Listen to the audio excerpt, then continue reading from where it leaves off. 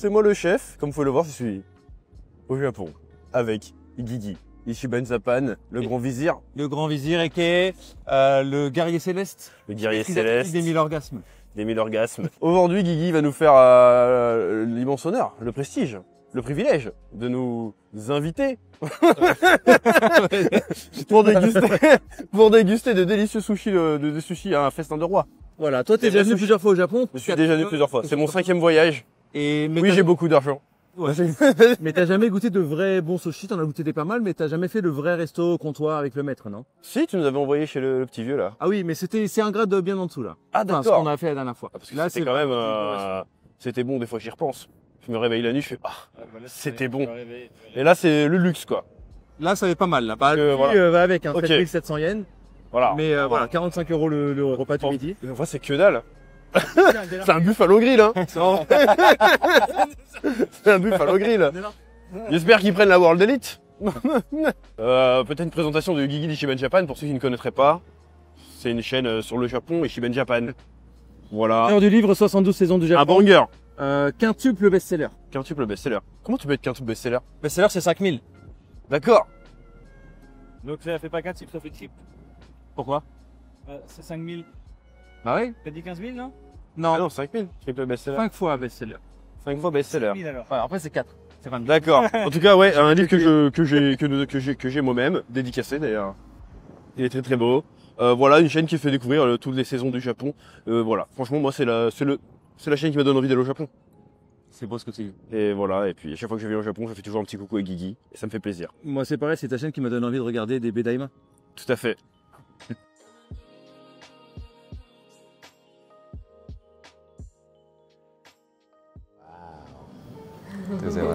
Donc c'est le thon Migra. Donc c'est celui qu'on préfère en général. Il y a le thon très gras, le fameux le Onizuka, le Otoro. Mais c'est un peu trop gras pour nous. En général, on préfère celui-là, le Migra. D'accord. Là, c'est le coup. Oui.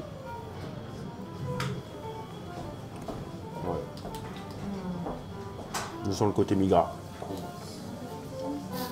Ah tiens, vas-y. Ah. Alors ça, c'est quoi ça? Dorade. Waouh. Dans les restaurants authentiques de sushi, il y a plusieurs trucs qu'on n'a pas forcément l'habitude par rapport aux restaurants classiques. Donc le chef va nous servir les sushis un par un. D'accord? Au comptoir directement, on les mange un par un. Et il n'y a pas besoin de les tremper dans de la sauce ou quoi que ce soit, puisque la sauce est déjà mise. Pas de wasabi ni quoi que ce soit à rajouter, vraiment on le mange directement comme ça. Et vous pouvez manger avec les mains, aucun souci pour manger avec les mains. Vous pouvez prendre avec les baguettes ou bien avec les mains, c'est pas un souci. Et puis vous dégustez tout ça en une seule bouchée. C'est un resto qui vient tout juste d'ouvrir en fait. C'est un maître qui bossait avant dans les restos de luxe dans les gros quartiers à Tokyo. Ouais. Ensuite il est allé bosser aux États-Unis, c'est pour ça qu'il parle très bien anglais. Et maintenant il est là avec Ebukuro depuis moins d'un an. Et donc l'avantage c'est que c'est un resto où vous pouvez goûter des sushis authentiques avec un chef qui parle en anglais. C'est assez rare. Là c'est thon mariné du coup. Voilà. Faut juste bien penser à prendre chaque sushi, ça te fera des plans tu vois, à mettre facilement. Après tu nous feras un classement. Et tu vas même associer chaque sushi à un perso de DB Daima. C'est le gros forceur avec Daima. C'est vrai que ça ressemble à yuzu, j'ai jamais vu. Ouais. Bah, ça ressemble, c'est le citron japonais quoi, le yuzu. Et d'ailleurs le yuzu, bah, c'est ultra populaire. En France, t'en as dans tous les restos gastronomiques français, ils te mettent du yuzu dedans. Tout le temps. C'est ultra populaire. How long did you work in US? US? 7 years. Oh. Donc là, c'est un shirashi du coup. Voilà. Avec divers morceaux de poisson. Sur un petit bol de riz. D'accord. Donc là, nous avons ici du Berix long, king médaille. Donc c'est une sorte de dorade. C'est très très bon. C'est un poisson qui a une gueule très moche. Tu sais, si tu regardes les photos, faut chercher sur Google Berix long. Il a une grosse gueule comme ça, dégueulasse. Un peu comme un monstre de DB Daiba, on dirait. Forceur jusqu'au bout. Mais c'est très très bon. Et en plus, il est beau, hein. Tu vois, le poisson il est très joli. Ça apparemment c'est le banger. Coquille Saint-Jacques. Attention. C'est bon. Très très bon. Non, on sent bien la Saint-Jacques et tout, la texture, le riz, c'est équilibré. Ça prend tout la bouche. Franchement, ouais. Alors là, je me régale. C'est la régalade.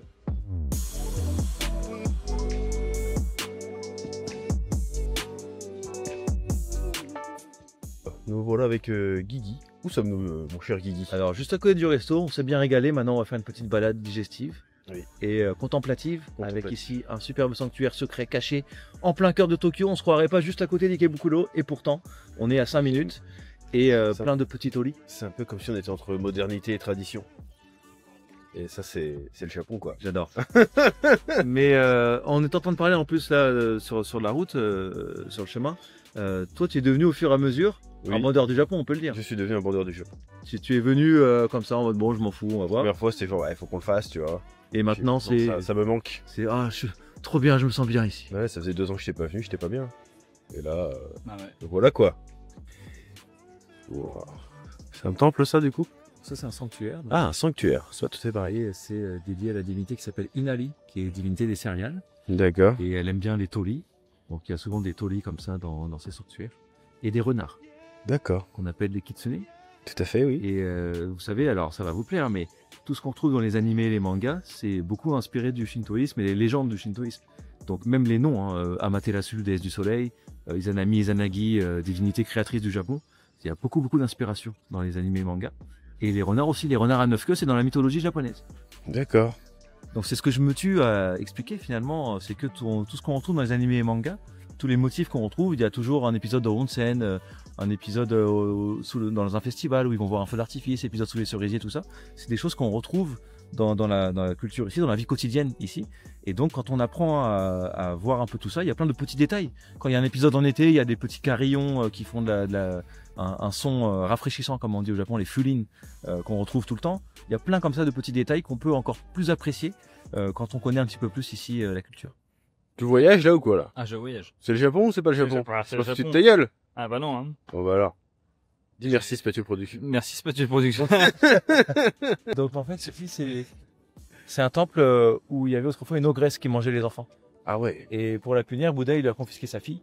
D'accord. Elle comprenne la douleur de perdre un enfant et donc pour se repentir, elle est devenue déesse protectrice des enfants, des femmes enceintes, des foyers. Donc on vient ici pour la protection des enfants et des D'accord. femmes enceintes. Donc Ok. par exemple, ma femme quand elle avait le bébé dans son ventre, elle est venue et on a fait des petites prières machin pour une bonne santé, etc. Et après, quand il est né, on est venu remercier tout ça. Il y a une histoire pour chaque truc qui est dans ce pays, c'est fou. Hein. C'est ça. Qu'est-ce que ça raconte, j'ai envie de te dire, quand Ah tu oui, vas à un endroit, tu te dis, franchement, mais qu'est-ce c'est- que ça raconte? Eh ben, ça raconte plein de choses. C'est passionnant. Moi, ça me passionne.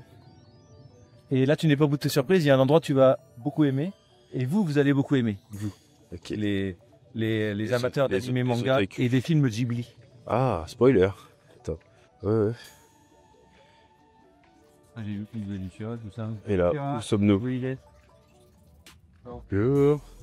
C'est la plus vieille boutique de bonbons du Japon. D'accord. Ça fait depuis 1781 qu'elle existe. Donc avant Ah la ouais. Révolution française, tenue par la même famille. Ah ouais. Depuis, donc elle, c'est la 14e génération.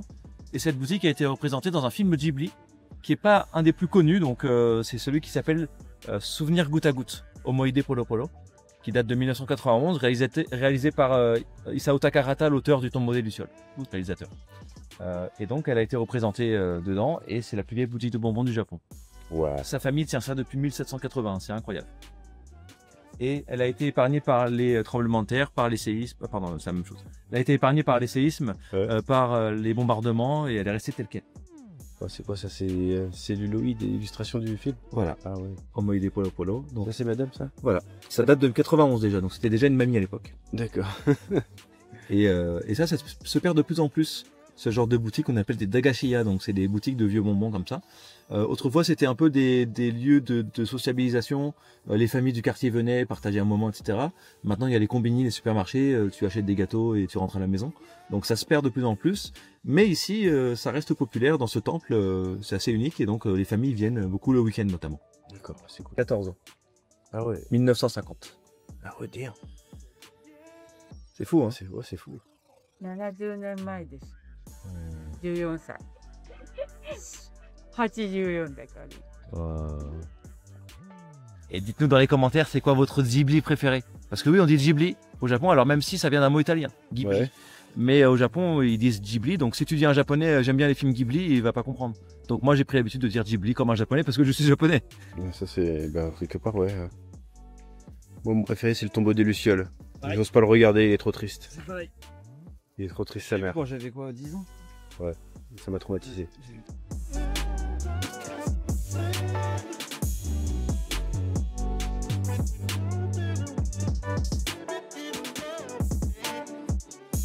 c'est italien.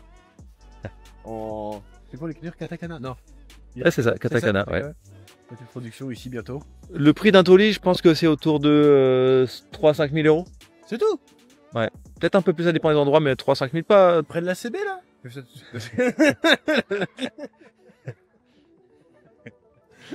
Ça va en vrai. Bah après bon, c'est... Tu sais, ça reste tout le temps en plus. Donc c'est un investissement de fou. Hein. Ça dépend des endroits. Après, je connais pas ici, mais bon, sinon au pire c'est 10 000 balles quoi. Ah ouais. Mais par contre, non, en fait, voilà, c'est ce prix-là. Mais par contre, ils acceptent pas tout le monde. Tu peux pas venir avec ton argent et fais ça. Voilà, ouais. C'est seulement des fidèles, donc des gens qui connaissent bien, qui ont déjà fait plein de rituels ici. Sinon, ce serait un peu abusé, tu vois. Oui, si on aurait un X hamster. Ça deviendrait de la pub. Hein. T'aurais Apple en dessus. Voilà. Et donc, on a les noms ici sur les tolis des entreprises et on a la date. Donc ça, c'est la date. D'accord. Donc Showa Yonju Rokunen, ça veut dire 1971. Comment je l'appelle? Ah bon, je connais. Donc ça fait 50 ans que c'est là quoi. Voilà. Waouh. C'est beau. Mais t'en as des nouveaux, regarde. Si tu vas vers le fond, il y en a qui datent d'il y a 4 ans, 5 ans. Alors regarde celui-là, voilà. Ça date de 2019. D'accord, ouais, c'est très récent du coup. Ah ouais. Ça veut dire qu'ils rajoutent à nouveau en fait. Ou ils prennent juste un poteau vide ou... Non, tu sais, regarde là les drapeaux qu'il y a. Ouais. En fait, c'est une place vacante. Ah d'accord. Donc toi si j'achète, ils me font un note. Comme Voilà. ça, quoi. Ah. Parce que moi j'avais cru qu'il y avait une marque là, une marque là. Mais en fait c'est tout, le truc c'est la même marque. D'accord. Ah ouais, c'est cool ça. Steven, est-ce que ça te plaît ce voyage, cette balade? T'aimes bien? Imagine, on en achète un et puis ça fait un lieu de pèlerinage un peu. Bah. Venez dans ce temple, vous verrez notre... comment ça s'appelle ça déjà, Artori? Non? Ah, c'est ça, un toli, oui. Bah écoutez, si la collecte fait plus d'1 million, ça sera un des paliers de la collecte, on met un toli ici. Ouais, t'as un palier de... Yen, tu veux dire? Non mais en fait, Ah non. ça dépend pas de nous après, mais bon, ça pourrait être cool un truc comme ça, ouais. Ça pourrait être cool. Une statue de moi-même aussi. Je fais un don, voilà, je t'ai dit... Je crois que c'est Bouddha avec mon... Il est pas mégalo. Et juste à côté, on trouve un endroit qui va plaire à tous les amateurs de manga old school, puisque c'est l'ancienne maison de Osamu Tezuka, auteur de Astro Boy, Blackjack, Le Roi Léo. Étant de chef-d'œuvre, celui qu'on surnomme le dieu du manga, eh bien, il habitait ici. Donc il y a son ancienne maison. Et il était donc juste à côté d'Ikebukuro, dans un petit coin tranquille, comme ici. Et alors ça se visite pas, il y a un musée du manga d'une autre ancienne maison de lui, qui est dans mon quartier d'ailleurs, où il habitait avec d'autres mangakas. C'était une coloc qu'il faisait avec d'autres mangakas, l'auteur de Doraemon notamment et d'autres. C'est devenu un musée du manga aujourd'hui. Mais ici, là, ça se visite pas, c'est juste qu'il y a sa maison, son ancienne maison ici. Là, on a vraiment vu un truc très très cool, c'est un peu... on a touché un peu un bout d'histoire du manga. Ouais, c'est beau, hein. Ouais. Donc voilà, franchement, merci à Guigui de faire découvrir des trucs comme ça. Moi, il m'avait déjà emmené, mais j'étais en vacances, j'avais pas filmé. Voilà, là on le partage avec vous. C'est beau. Et ça, c'est beau. Là on voit mes grosses narines, je vais peut-être filmer comme ça. Et donc juste à côté de la maison, on a l'office de tourisme du quartier où il y a des petites expositions qui changent tous les mois. Donc on va voir ce qu'il y a justement. Elles sont très gentilles, c'est des mamies. On va aller voir. D'accord. Ok.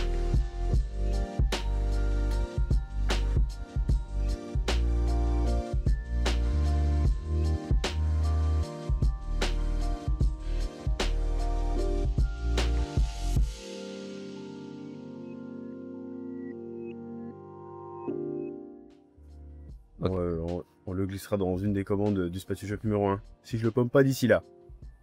Donc s'il y en a un de vous qui l'a, c'est de ma part. Donc ça c'est les mamies à l'intérieur qui nous ont offert ça. Petit cadeau, très gentil. C'est elle qui le fait? Ouais, avec l'arbre qui est juste ici en Je fait. crois que c'est un noisetier, non? Non, c'est un camphrier je crois. Camphrier? Ah ouais. Qui a qui? Voilà. Est-ce que vous amusez là? Ah ouais. Je voyage. J'ai envie de dire entre modernité et tradition. Ah, c'est très sympa. C'est très typique, c'est... Waouh. Allez, on va manger? Allez. C'est vrai qu'on n'aurait pas l'idée d'aller là si on n'était pas guidé. Ouais, non. On n'aurait pas. On ferait plus rester sur là où il y a des boutiques. Que bizarrement. Si, ça va moyen de découvrir le Tokyo, mais pas des touristes, quoi. Ouais. Tokyo authentique, C'est c'est ça. dire. Bah, Ouais. tout le monde n'a pas la chance d'être accompagné du grand vizir. Voilà. Non, Aux étranges désirs. On aime l'authenticité. c'est vrai. C'est pour ça que... Allez, on va manger. Allez, manger, vas-y. On va manger?